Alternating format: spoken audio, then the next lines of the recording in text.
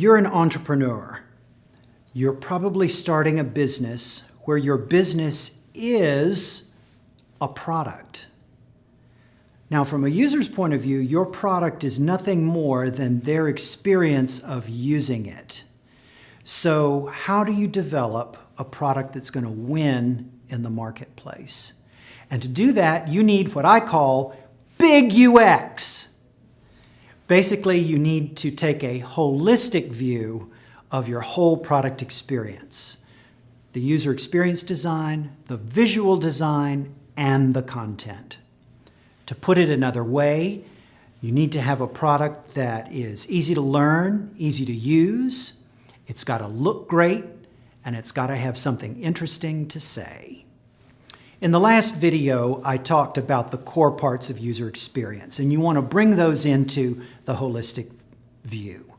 That's doing your user research, figuring out your information architecture, designing the interactions, and doing some usability testing, incorporating usability. To that, we want to add a really compelling visual design.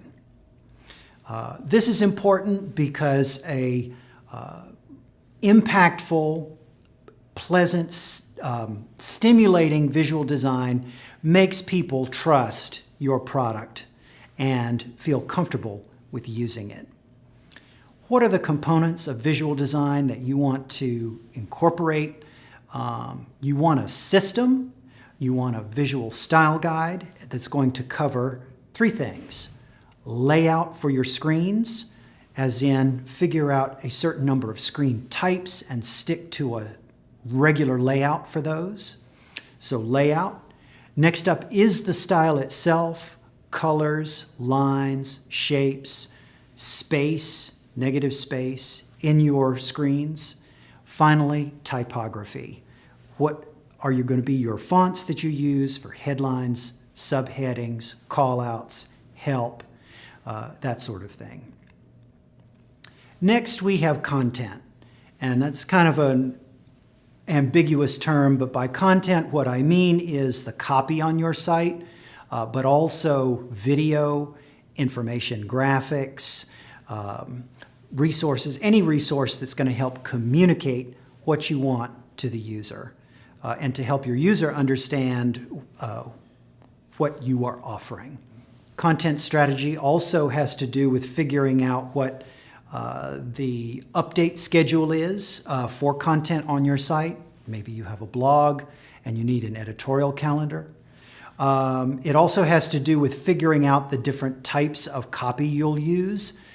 For example, functional copy, which might be headlines or instructional copy, help copy, maybe it's a blog post, maybe it's email copy, maybe it's copy for your social media sites. So you're looking for an editorial style guide that helps bring together a plan for all your content. I'd like to take a moment to talk just a little bit about writing for interactivity, the copy. It has to do with an inverted pyramid, very common in journalism.